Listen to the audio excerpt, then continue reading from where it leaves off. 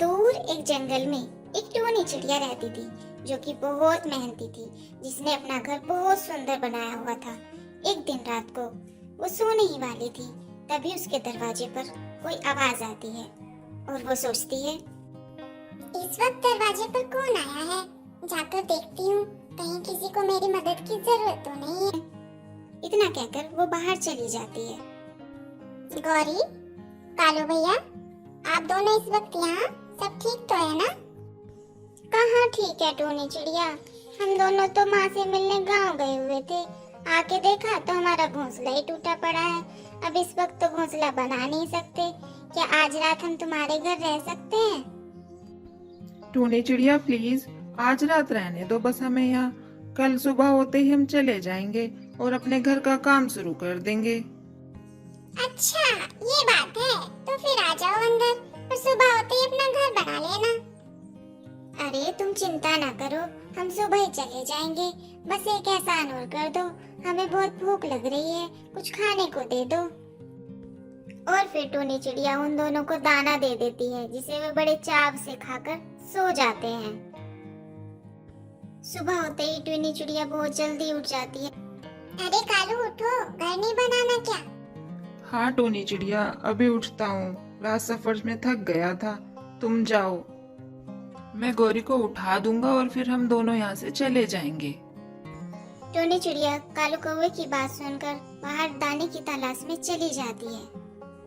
ऐसे ही दोपहर हो जाती है और गौरी और कालू कौवा सोते रहते हैं। जैसे ही कालू की आँख खुलती है, गौरी, गौरी उठो, दोपहर हो गई है, घर नहीं बनाना क्या? आज कितने दिनों के बाद इतनी अच्छी नींद आई है। ये घोंसला भी कितना नरम है ना कालू? कहीं इस घर को छीनने का इरादा तो नहीं है? अरे कालू, तुम मेरे मन की बात कैसे जान लेते हो? गौरी, तुम्हारे साथ रह रह के मेरा दिमाग भी तुम्हारी तरह ही चलने लगा है। तो फिर बताओ कालू, तुम्हारी क्या राय है? सोच तो मैं भी यही रहा हूँ, क्योंकि ऐसा घर बनाने में बहुत मेहनत लगती है। लेकिन जब टूनी घर आएगी तो उससे कहोगी क्या? कहना ही क्या है कालू, कर दो दरवाजा बंद। जब चिड़िया घर आएगी तो हम दरवाजा ही नहीं खोलेंगे, उसका अनाज पड़ा ही है खाने के लिए। और फिर घर का दरवाजा बंद करके दोनों घोंसले में लेट जाते हैं। शाम को चिड़िया जब घर वापस आती है तो वे दरवाजा अंदर से बंद देखकर दरवाजा बजाती है। गौरी, लगता है टूनी चिड़िया आ गई है।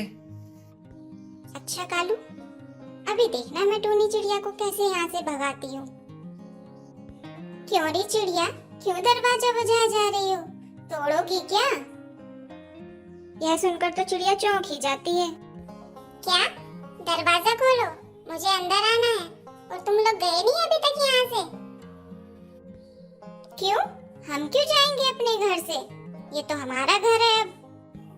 देखो, निकलो मेरे घर से, वरना मैं पड़ोसियों के सारे पक्षियों को यहीं बुला लूंगी। मैंने तुम्हें एक रात के लिए अपने घर पर रुकने का सहारा क्या दे दिया? तुमने तो मेरे घर पर ही कब्जा कर लिया। अब तुम कुछ भी बोलो चिड़िया, पर हम यहाँ से नहीं जाने वाले। अब तुम अपना ठिकाना कहीं और ढूंढ लो।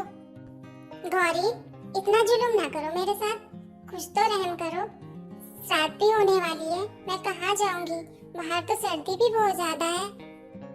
चिड़िया बोलती रहती है, लेकिन कालू कौवे और गौरी पर कोई भी असर नहीं होता।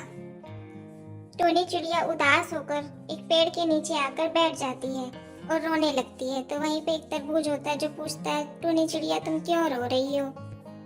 क्या बताऊं, कालू कौवा और गौरी कौवी मेरे घर एक रात के लिए रुकने आए थे और अब उन्होंने मुझे ही घर से निकाल दिया। मुझे तो ठंड भी बहुत लग रही है, अब मैं रात को कहाँ जाऊं? टूनी चिड़िया, अगर तुम चाहो तो इस तरबूज में अपना घर बनाकर रह सकती हो। ये अंदर से खोखला है और ये तुम्हें बहुत गर्मी भी देगा। फिर चिड़िया सोचती है कि सर्दी से बचने के लिए मुझे तरबूज की बात मान लेनी चाहिए और इसमें अपना घर बनाकर रहना चाहिए। और फिर चिड़िया तरबूज का घर बनाकर उसमें रहती है। अरे गौरी, चलो दाना तो ले आए। चिड़िया का दाना तो तुम एक ही रात में खा गई। क्या कालू, मेरे खाने को ना टोका करो तुम। मैं वैसे ही बहुत कमजोर हो रही हूँ।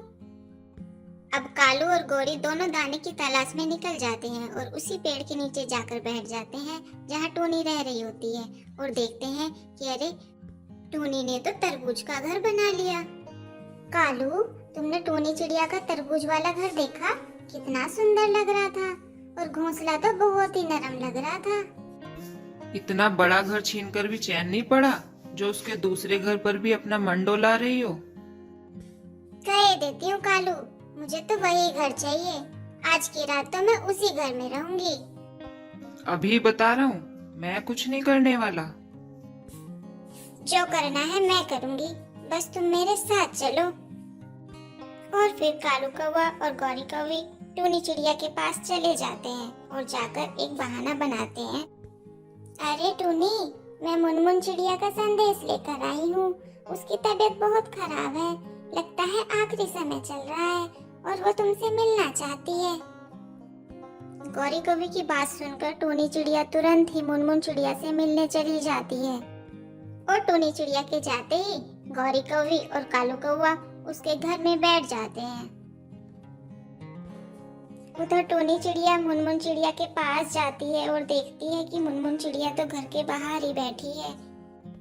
क्या हुआ तुम्हें मुनमुन चिड़िया? मुझे क्या हुआ है, मैं तो अच्छी भली बैठी हूँ। गौरी कौवी ने फिर से मुझे धोखा दे दिया। चलो मैं तुमसे फिर मिलती हूँ। और यह कहकर टूनी चिड़िया अपने घर की ओर को वापस आ जाती है। और फिर टूनी चिड़िया जैसे ही अपने घर वापस आती है और देखती है कि गौरी कौवी और कालू कौवा तो उसके घर में बैठे हैं।